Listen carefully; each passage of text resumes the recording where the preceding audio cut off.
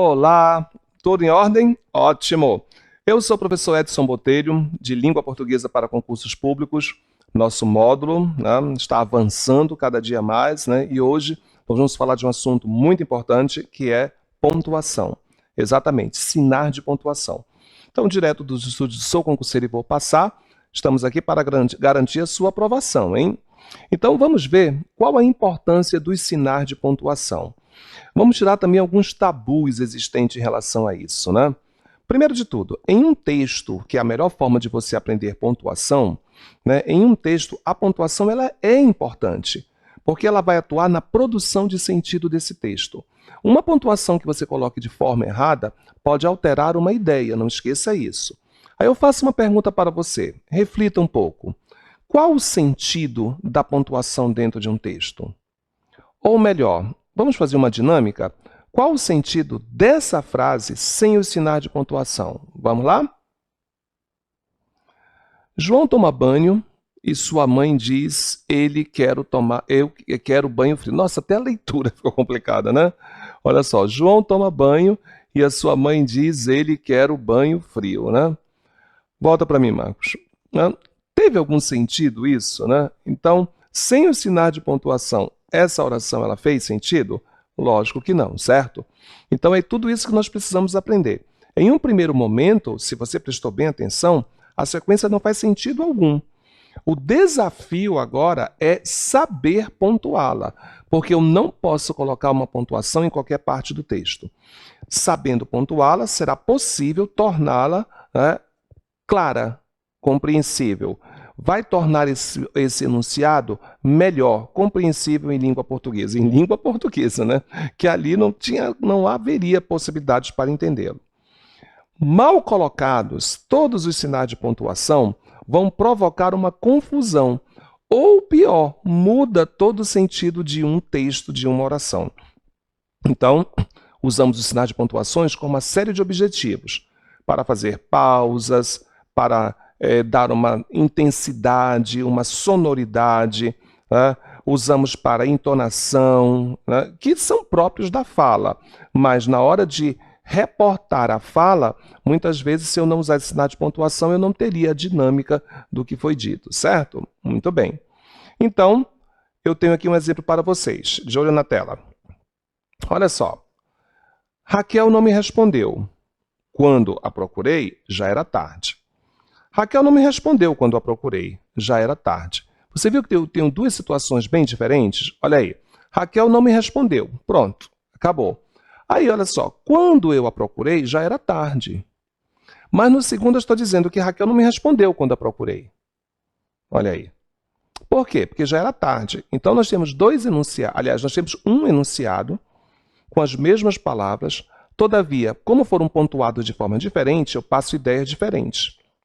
No primeiro, Raquel não me respondeu. Não sei o motivo. Raquel não me respondeu. Quando eu a procurei, já era tarde. Olha aí. Agora, no segundo, eu tenho Raquel não me respondeu quando eu a procurei. Pronto. Aí, já era tarde. A conclusão que nós tivemos. Viu só? Volta, Marcos. Muito bem. Aí nós vamos ter os nossos sinais de pontuação, né? Vamos começar com o ponto final. Olha, só não vai dizer ponto seguido também, tá? Ponto seguido é uma reta. Você pega o ponto, ó, põe ponto e segue, aí vira uma reta. Não, você vai ter o ponto ou o ponto final, né?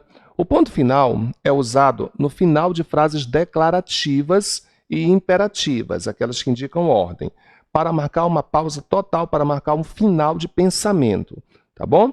Então, quando você encerra o raciocínio, você usa um ponto final. Vamos a eles, então? Olha os exemplos que eu tenho. Vou à escola fazer o teste. Declarei. Ponto. Acabou. Maria vai trazer o bolo da festa. Acabou. Declarei. Acabou. As comemorações começaram amanhã. Pronto. Acabei e encerrei o pensamento. Então, esse é o objetivo do nosso ponto final. Volta para mim, Marcos. Tá? Então, eu tenho o ponto, que será caracterizado como ponto final para encerrar ou um ponto parágrafo para mudança de parágrafos. Os dois pontos, perigosíssimo, porque tem gente que usa dois pontos aí aleatório. Aliás, há pessoas que usam pontuação aleatoriamente, né? Mas os dois pontos eles serão utilizados em duas situações.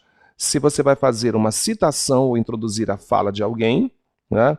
Ele respondeu, dois pontos, muito obrigado. Né? Ou para indicar uma enumeração. Quero lhe dizer algumas coisas. Dois pontos. Não converse com pessoas estranhas, não brigue com seus colegas na escola, preste atenção aos mestres, viu? Então, esses dois pontos ele marca a introdução de uma enumeração, de uma explicação, tá bom? Muito bem. O travessão, que é muito usado também na nossa língua portuguesa. Ele vai indicar a mudança de interlocutores de diálogos, tá? Para indicar que há personagens conversando.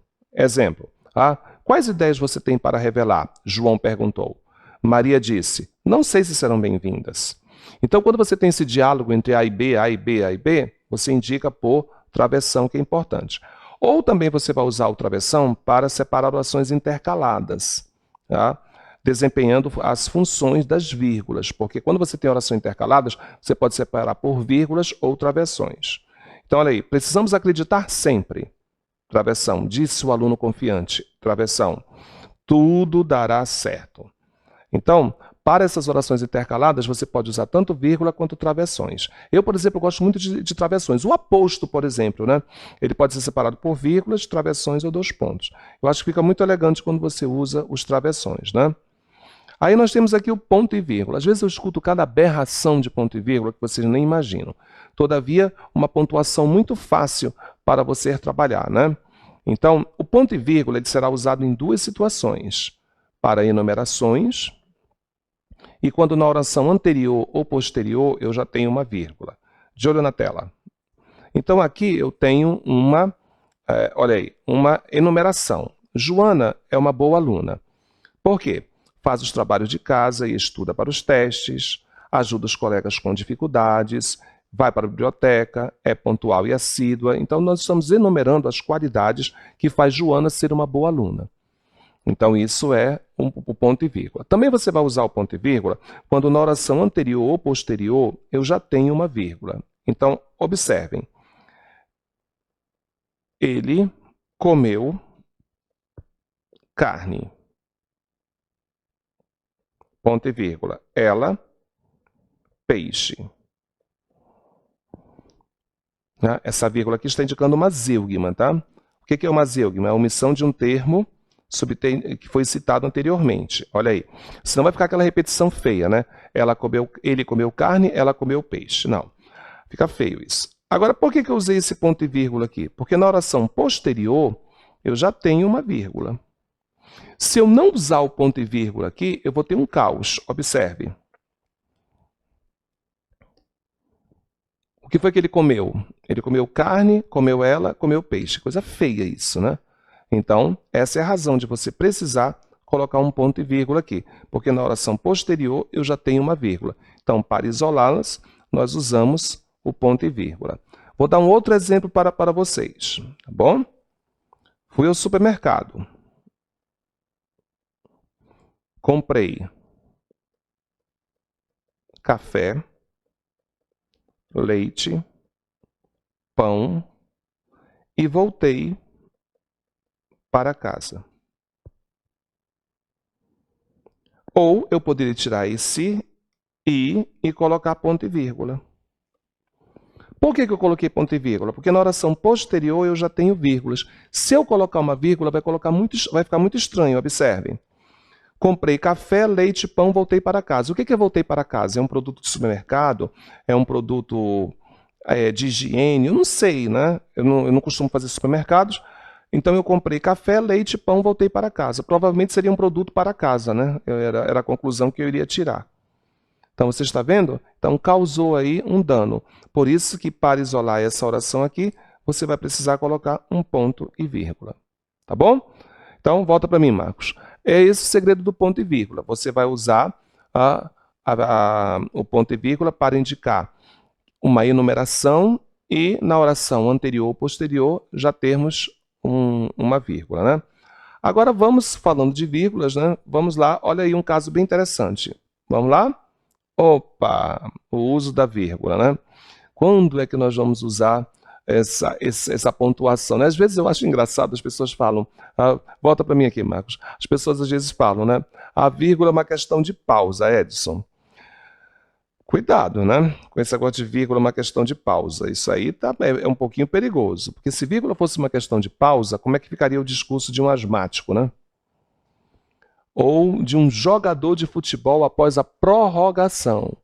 Ele jogou 90 minutos mais 30, ou seja, ele jogou 2 horas. Faça uma entrevista com ele e cada baforada que ele der, coloque uma vírgula para você ver, né? Ora, gente, cuidado, né? Marcos, põe lado a lado aí para mim. A vírgula, há regras para a vírgula, eu vou mostrar todas para vocês, mas vamos aprender de uma forma bem fácil. Toda oração possui uma ordem direta. Sujeito, verbo, complemento. Aprende assim, tá? Muito bem. Sujeito, verbo, complemento. Eu estudo português. Nós trabalhamos no Sou Concurseiro. Você é especial. Então, toda oração possui uma ordem direta. Acabou. Não importa o tamanho desta oração. Ela pode ter 1 metro de comprimento, mas se ela estiver na ordem direta, ela jamais poderá ser pontuada. Então, fique certo, é proibido o uso de vírgulas em uma oração na ordem direta. Perfeito? Ok. Havendo quebra nessa ordem direta, haverá vírgulas. Pronto. Então, você acabou de conhecer os 16 casos que nós usamos para aplicar uma vírgula. Como assim, Edson? Preste atenção. Você tem aqui 1, 2, 3. A ordem está completa. Então, eu tenho o aluno estuda à noite. Certo? O aluno estuda à noite. De repente, eu quero quebrar essa ordem. Então, eu vou colocar 1, 3, 2. Quebrei a ordem? Sim. Então, o que eu faço? Eu vou isolar por vírgulas. Então, o que eu vou dizer? O aluno, olha aí, 3 à noite, 2 estuda. O que eu faço com a noite? Isolo por vírgulas. Muito bem. Vou fazer uma terceira quebra. Aliás, terceira não, segunda, desculpa. Eu posso dizer 3, 1, 2. Quebrei a ordem? Sim. Então, o que eu faço? Olha aí. Então, eu tenho à noite, vírgula, o aluno estuda.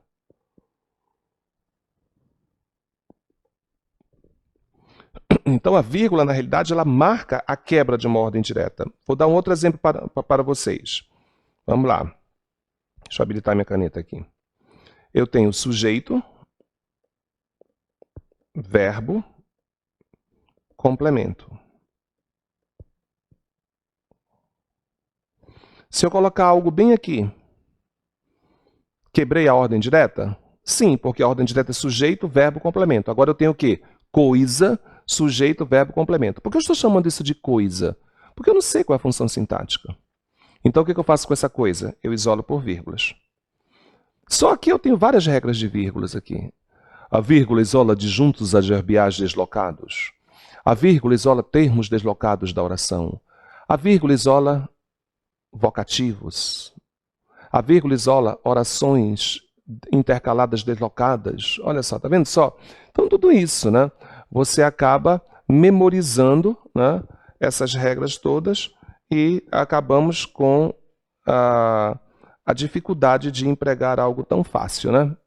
Então, aí está. Marcos, põe aí lado a lado para a gente começar com as regras que eu vou mostrar para vocês, né?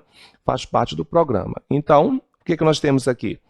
Primeiro, muito cuidado, você não pode usar vírgulas, tá, entre o sujeito e o predicado, por favor. Porque daí você tem a ordem direta, então você vai quebrar a ordem direta por quê? Não podemos separar o sujeito do predicado com uma vírgula, considerado uma grave falta. Também eu não posso separar o sujeito do objeto com uma vírgula, é evidente isso, porque você estaria quebrando a ordem direta. Tá? Muito bem? Nós vamos usar vírgulas para quê? Para marcar uma intercalação. Tá? Então, olha aí, a Mata Atlântica, olha aí, olha a quebra da ordem direta. Olha aqui, eu tenho aqui, vamos sublinhar. Eu tenho sujeito, verbo, complemento. O que devido à sua exuberância está fazendo aqui? está quebrando a ordem, então eu sou obrigado a isolar por vírgulas. Se eu colocasse na ordem direta, eu não precisaria vírgulas. A Mata Atlântica tem sido muito explorada devido à sua exuberância. Olha aí. Estão tentando organizar a apresentação do final do ano. Esse, no entanto, que é uma adjunta adverbial, foi colocado no meio, quebrando a ordem direta, então vou isolar por vírgulas. Vai marcar inversões também, olha, mais uma vez, quebra da ordem direta. Ó. 5 noites depois, eles chegaram ensopados em casa. Olha aí. As mães, nada foi dito. Olha, nada foi dito às mães, mas eu peguei as mães e joguei para o início da oração. Viu? Aí, fiquem aí atentos. Eu gostaria... Marcos, amplia isso aí para a gente, né? Porque ficou pequeno. Então, ampliando aí, eu tenho a vírgula separa elementos que você pode listar, que nós chamamos isso de termos semelhantes, tá bom? Então, ó, eu posso dizer para vocês, volta aqui para mim rapidinho, Marcos. Tá? Quando eu digo assim, termos semelhantes, tá? Cuidado, não confundir enumeração com termos semelhantes, tá bom? Enumeração é primeiro, segundo, terceiro. Termos semelhantes é diferente, tá bom? Então, um termo semelhante é uma relação de compras, por exemplo. Então, nós vamos ao supermercado. Aí eu digo para você, eu comprei café, arroz, pão, queijo, aí sim. Tá? Agora, enumeração é primeiro, segundo, terceiro, tá bom? Então, vamos lá. Volta lá para a nossa telinha, Marcos. Então, a vírgula vai separar elementos que você pode listar. Tá? A vírgula separa explicações que estão na oração. E a vírgula separa o lugar, o tempo e o modo no início da oração, que é o adjunto adverbial. E a vírgula separa orações independentes, tá bom? Muito bem. Aí nós temos aqui um desafio para vocês. Se eu quiser colocar lado a lado, fica à vontade, Marcos. Lembrando que a vírgula só poderá ser usada se houver quebra na ordem direta. Então eu tenho aqui, na Suíça, delegado de 103 países, grande parte dele com suas vestes africanas, determinaram a proibição total da caça aos elefantes. Olha só. Primeiro vamos pegar a ordem direta de uma oração. Já sabem, né? Sujeito, verbo, complemento. Onde é que está o sujeito? Delegado de 103 países. Esse aqui é o sujeito. O que na Suíça está fazendo aqui? Foi deslocado para o início da oração. Então, o que eu faço? Isolo por vírgulas. Então, na Suíça, vírgula, delegado de 103 países. Cadê o verbo? Determinaram. Então, aqui é o verbo. Até que a pessoa que fez esse enunciado acertou colocando uma vírgula aqui. Só que ela não colocou aqui, né? Isolando o termo que foi deslocado. Ó, então, determinaram. Que determina algo. Determinar o quê? A proibição total da caça aos elefantes. Complemento. Então, esse texto ele não está pontuado adequadamente, né? Porque, ó, houve uma quebra na ordem direta, mas ela não foi indicada por pontuações. Então, a pontuação ficou a desejar. Volta para mim, Marcos. Muito bem. Então, esse foi o desafio de nossas vírgulas, né? Agora, temos outras pontuações que às vezes as pessoas nem se dão conta, como é o caso das reticências. As reticências marcam interrupções. Elas interrompem a frase, marcando uma pausa mais longa, com uma entonação mais descendente, né? Olha, ela cai. São usadas basicamente para indicar uma excitação, né? Uma hesitação, uma incerteza, ou até mesmo o prolongamento de uma ideia. Tá? Há um som por aí. O que estarão pensando, né? Olha só, estou escutando um ruído. Estou escutando um ruído. O que eles estarão comendo? Estou escutando um ruído na cozinha. O que estarão comendo? Então, essa interrupção dentro de um texto é marcada pelas nossas reticências, tá? Muito bem. Os parênteses também são importantes. Os parênteses eles são usados para marcar uma explicação, só com uma explicação que está fora do texto. Então, os parênteses são usados para introduzir uma informação acessória. Ela não faz parte do texto, logo não será contada como linha, hein? Então, vamos ver alguns exemplos? De olho na tela. Os artigos sofrem flexão de gênero. Todo mundo sabe, mas eu quero explicar. Masculino, feminino. E de número, singular, plural. Não precisava, mas eu decidi. Por isso que ela é uma explicação acessória. Ele insistiu, mas ninguém acreditou.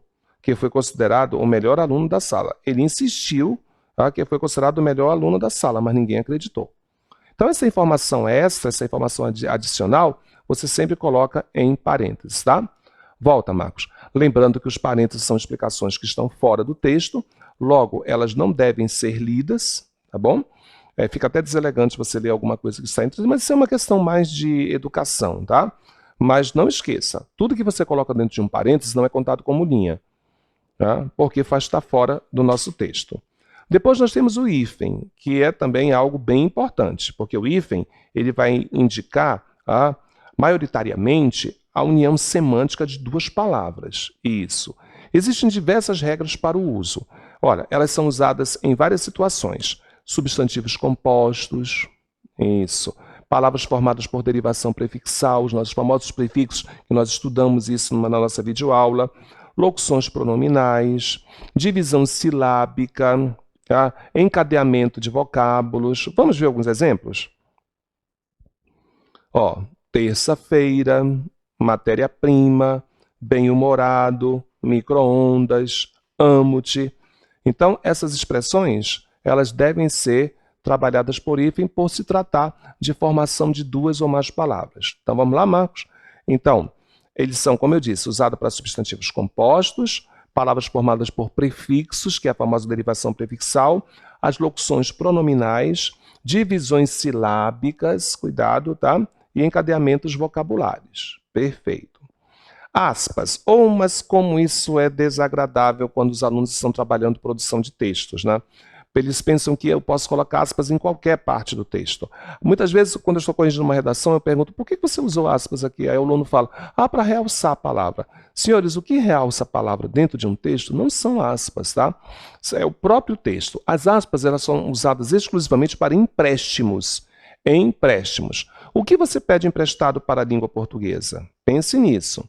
As aspas são usadas para destacar no nosso texto citações, transições, estrangeirismo, palavras que não pertencem ao seu vocabulário. Então, olha só, eu vou usar uma citação. Você sabe quem disse? Você sabe quem disse? Quem foi que falou isso? Vim, vi e venci. Então, você vai colocar entre aspas, tá? Palavras de origem estrangeira também, tá? Olha aqui. Agora, cuidado, hein? Não confunda palavras de origem estrangeira, que é estrangeirismo, com barbarismo, por favor. Tá? Barbarismo é uma coisa, estrangeirismo é outra. Estrangeirismo é isso aqui, ó. Vocês estão vendo aqui, ó? Isso é um mouse, né? Aqui, ó, é um mouse. Eu não posso traduzir isso, porque mouse é camundongo. Eu não vou arrastar o camundongo e apertar a orelha direita dele, né? Não posso fazer isso. Então, eu tenho que usar a palavra de origem estrangeira. Agora, barbarismo é quando você vai ao shopping, né? Ou então você vai ao show. Parece que vocês não gostam mais de falar português, né? Então não diga que você vai ao show. Você vai ao espetáculo, ao musical, ao evento, né? Você não vai ao shopping, você vai às compras, às lojas. Procure usar mais a nossa língua, tá? Muito bem, então aspas não são pinces para vocês usarem em qualquer parte do corpo, tá bom? Mas, Marcos, será que o aluno ficou com alguma dúvida? Ficou sim, né? Então, quais são as dúvidas que os alunos vão ter? Aqui está a primeira. Ficou com dúvidas? Aqui está a primeira. Um resumozinho para vocês, né? O ponto final, né? Vocês vão utilizar para o final de uma frase, obriga o leitor a uma parada. A vírgula vai separar termos da oração, elementos de uma frase. Os dois pontos antes de uma enumeração. O ponto e vírgula para separar orações onde na anterior ou na posterior já há uma vírgula. Aí o ponto de exclamação, que nós vamos utilizar quando exprime uma surpresa, um receio, uma admiração. O ponto de interrogação para fazer uma pergunta. As reticências afirmam ou mostram, indicam que a frase está incompleta. Os travessões vão utilizar-se em diálogos para indicar fala de diferentes personagens. Aspas para empréstimos. E os parênteses para informações adicionais. Pronto. E aí, aprendeu? Ótimo. Então, chegou a hora do nosso famoso, vamos lá, Marcos? Desafio. E eu estou desafiando você. Como assim? Vamos escutar uma história, Marcos? A herança e a pontuação? Já escutou essa história? Não? Muito bem. Olha como é interessante o uso da pontuação. Um homem rico agonizava em seu leito de morte. Pressentindo que o fim estava próximo, pediu papel e caneta e escreveu: Deixo meus bens à minha irmã, não a meu sobrinho, jamais será paga a conta do padeiro, nada dou aos pobres. No entanto, ele morreu, Marcos, antes de fazer a pontuação. Para quem o falecido deixou a fortuna? Fala para mim agora. Né? Eram 4 concorrentes. Era a irmã, o sobrinho, o padeiro e os pobres. Para quem que foi a herança? Pensa aí. O Marcos está pensando, gente. Vamos ver se ele consegue. O Marcos é o nosso câmera, tá? Não serve para nada, mas tudo bem. Será que você vai conseguir? Olha o que foi que aconteceu. Lembra do que eu disse para vocês? Tá? Ele não fez a pontuação, então não há como eu saber para que ele deixou a herança. E o pior, olha o que aconteceu. Cada um dos herdeiros, a irmã, o sobrinho, o padeiro e os pobres, chegaram, pegaram o texto e pontuaram. Então, observe aqui. Olha o que aconteceu, Marcos. Quem foi o primeiro que chegou? O sobrinho. Aí ele colocou a pontuação no texto. Olha como ficou. Deixo meus bens à minha irmã? Não. Ao meu sobrinho. Jamais será paga a conta do padeiro, nada dou aos pobres. Quem é o herdeiro? O sobrinho, né? Aí, lógico que a irmã não podia ficar fora dessa. Automaticamente pegou o papel e fez uma pontuação. Olha a pontuação que ela fez. Deixo meus bens à minha irmã, ponto, não a meu sobrinho. Jamais será paga a conta do padeiro, nada dou aos pobres. Esperta, né? Além de saber pontuar muito bem, ela ficou com toda a herança do tio. Mas o padeiro ficou preocupado, né, Marcos? Porque ele tinha uma conta, né? Então, ele pegou automaticamente a carta, o padeiro pediu uma cópia e puxou a brasa para a sardinha dele. Olha o que ele deixou, ou escreveu. Olha como até o padeiro sabe pontuar bem. Olha só que interessante, Marcos. Deixo meus bens à minha irmã? Não. A meu sobrinho? Jamais. Será paga a conta do padeiro. Nada dou aos pobres. Viu? Então, deixo os bens à minha irmã? Não. Ao meu sobrinho? Jamais. Paga a conta do padeiro e nada dou aos pobres. E aí os pobres, né, quando chegaram, né, tudo lá passando fome, os descamisados, tudinho, né? Ora, eles não iam perder essa chance, né? Então, o que foi que eles fizeram? Preste atenção. Chegaram os descamisados da cidade, um deles muito esperto, né, fez a sua interpretação. Deixo meus bens à minha irmã? Não. Ao meu sobrinho? Jamais. Será paga a conta do padeiro? Nada. Dou aos pobres. Então, volta para mim, Marcos, por favor. Uma brincadeira, né, gente? Mas você vê a importância que a pontuação tem. Lembra quando eu falei no início da nossa videoaula? A pontuação errada ela pode gerar uma outra interpretação. Nesse caso, as pontuações não estavam erradas, mas você viu que o deslocamento dessas pontuações gerou uma ideia, ou melhor, geraram ideias diferentes, né? Muito bem. Agora vamos à seriedade. Eu quero o desafio do concurso público de hoje. Vamos lá? O que o concurso pede de pontuação? Muito bem, um resumozinho aí para vocês, tá? Ótimo, vejo aí. Mas essa é a minha questão. Os períodos abaixo apresentam diferença de pontuação. Assinale a letra que corresponde ao período de pontuação correta. Aqui, toda vez que acontecer isso, basta você analisar uma letra, né? Então, olha aí. Ai, nossa, olha só a letra A ficou feia, né? O sinal estava fechado. Sujeito, o sinal. Verbo, estava, complemento, fechado. Opa, como é que eu separei o sujeito do verbo com uma preposição? Isso não pode, então nem vou analisar a letra A. E nem a letra B, né? Porque não se separa o sujeito do predicado com uma vírgula. Letra C.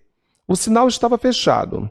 Os carros, porém, não pararam. Sujeito, os carros. Verbo, não pararam. O que porém está fazendo aqui? ele deveria estar isolado por vírgulas, mas não está. Agora sim. E por que eu usei o ponto e vírgula aqui? Porque na oração posterior já há uma vírgula. Então, conclusão que eu tiro, a letra E está certa. O sinal estava fechado, porque eu usei o ponto e vírgula, porque na oração posterior eu já tenho vírgulas. E por que eu usei porém entre vírgulas? Porque ele está quebrando a ordem direta. Muito bem. Viu só que interessante? Aí está o uso da aplicação, a aplicação correta de pontuações para vocês, né? Sem brincadeiras, né? Muito bem. Então, senhores, essa foi a nossa aula de pontuação de hoje. Vamos trabalhar mais pontuações, sabe quando? Quando nós tivermos a nossa aula de coesão textual, porque eu vou precisar também desse recurso que é muito importante, que é o recurso da pontuação. Muito obrigado a todos, sucesso, espero que tenham gostado da aula de hoje. Olha, estudando, hein? Garantido sempre a aprovação. Sucesso a todos e até a próxima videoaula.